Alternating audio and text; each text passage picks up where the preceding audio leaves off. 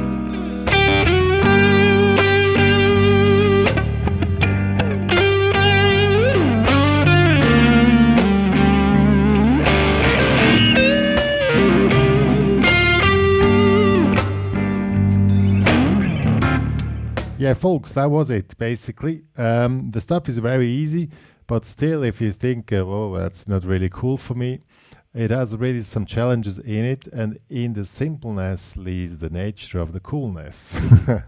Because even there are only a few notes, you have to really pay attention to quite a few things that it sounds cool, and that could develop your soloing more into sophisticated stuff.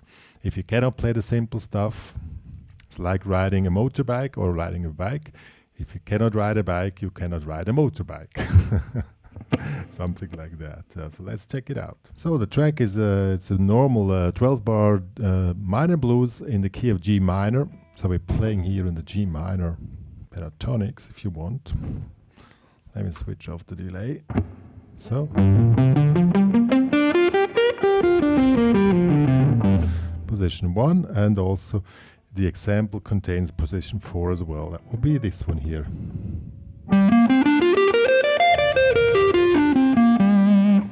But basically only one position, so you don't need to know the whole position. So, let's get started with this. It starts with this motif. Basically, the blues improvisation is build up question, answer, resolution. So, in this case, question is... question is played in the first 4 bars. So since this is a 2-bar motif, you just play twice, and it starts in 4. So 4 and 1, 2, 3, 4, 2, 3, 4, break, 2, 3, 4. So we're playing it twice, and the long note is 4 beats long. But since we're playing the motif twice, we don't want to have it sounding exactly the same way each time. So you can do this either with vibrato, first time a little bit more holding back, and like in real life, if you have to pose a question again, you get a little bit pissed because the other person didn't listen. So you say it once again, play it more intense. Also, if you play with a distortion, slight distortion, you can put up the volume a little bit, and this way it distorts more. So start with, and now put up the volume. Same thing, more intense. Yeah, so that was the first motif which is played. So let's see how that sounds.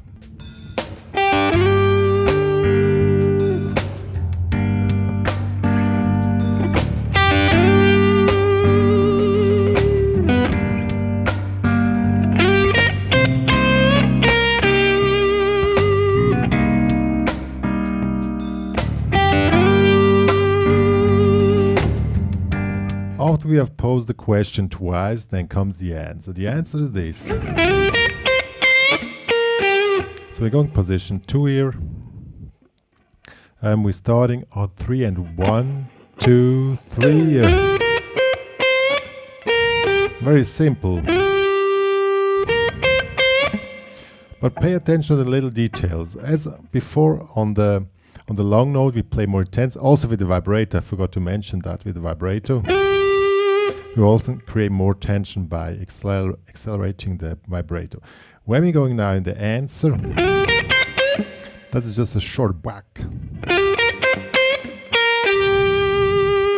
Here comes the vibrato again on the ending note, and here we accelerate the vibrato till the ending of the note. It counts four beats.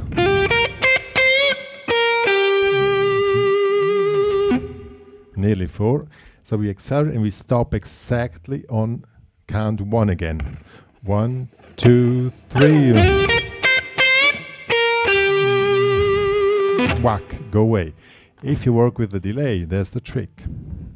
I just switched it on again.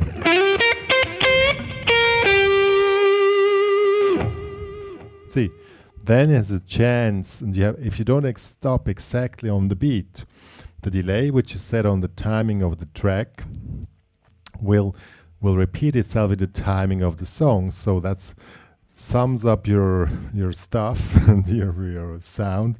So it's really cool. Yeah. So that was the answer. Now we're coming back, as in real life, the person who asked didn't hear the answer and asks again. Even more angry. With probably more intensity, so attack harder on the strings, put the volume on max, have maximum distortion, and the vibrato goes more intense. Yeah, and then we come to resolution.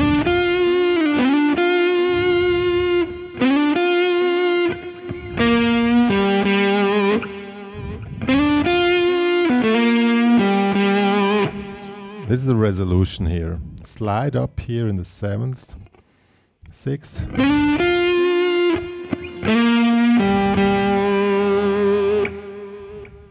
That is the resolution. And then we're coming back to the question. And end up. Here we jump in the 13th fret to make the. That's a pretty cool ending here. So let's play the whole thing.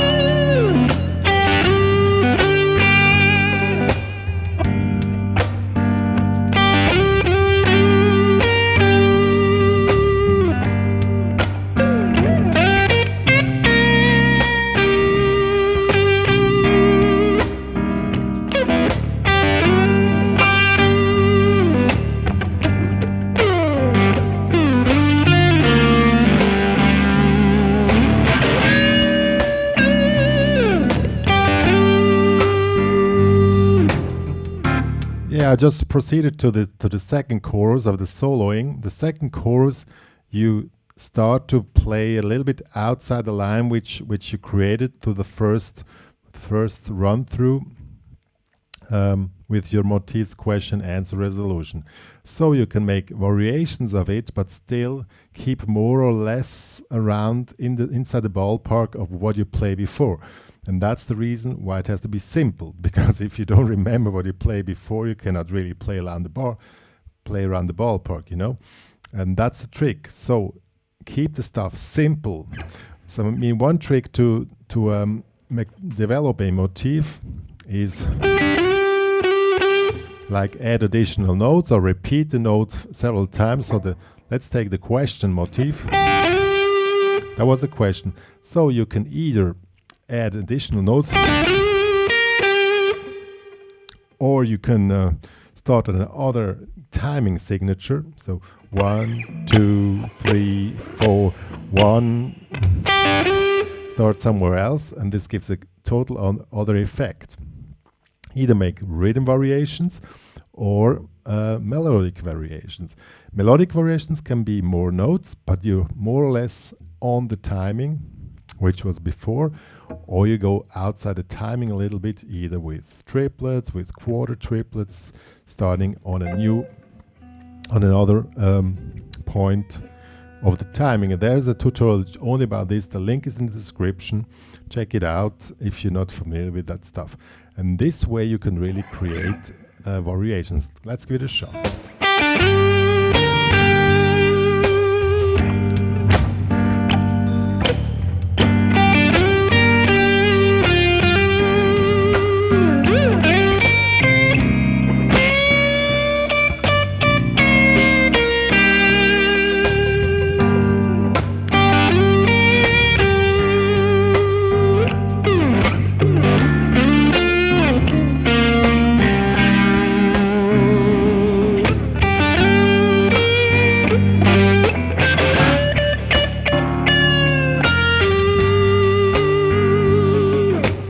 Yeah, what I did now is I played around the main motif, made rhythm variations, and also started the main question.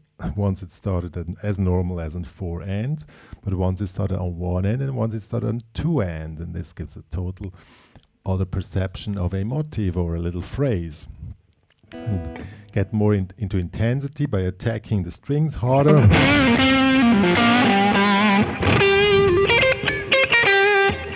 Try to rise the tension. Always think about, if you tell a story, just to start slowly and go to a highlight, and then it's always in waves, as in real life. And yeah, what more to say? I mean, that's how the system works. The system is extremely simple. It's always the same. Have a question, answer, resolution, motifs, develop them, and then freak out and come back to the main topic. This can keep you busy for 20, 30 years, or how long. You always find out something new, but it's good to have some examples. It's good to understand how it works, and it's also good that you learn how to express yourself on the guitar with the sound, and that's what I'm here for, to give you some inspiration, me and Dr. Pink. Yeah, but it really makes sense, and that's why I kept it very simple. I already said that. That you really know what you're doing, so you know what exactly was the timing you were playing. If you don't know the timing which you played, you cannot make a variation of it. It's like if you eat a chocolate cake and you don't know it's a chocolate cake, you don't recognize when you eat vanilla cake, because you don't know the difference. That's why it's really important that you also know rhythm. When you study with me, you learn rhythm, because it's very important tool for develop variation stuff like that. Yeah, and by the way, if you want to make a diploma with me and Dr. Pink, you can do that. Check my website on that one. And really, the professional students, they really have to learn rhythm stuff, because it's very important. Yeah, what more to say? Yeah, the tabs and the backing track can be downloaded at the HPCrazy Students Club, the coolest community on the earth. Small but cool. Join there. The basic membership is for free, and if you want access to the downloads, there you also get additional information about community activities and stuff like that. Go there, join there, blah, blah, blah. And we have access to the downloads, and you need to make the premium membership upgrade. What more to say, Dr. Pink?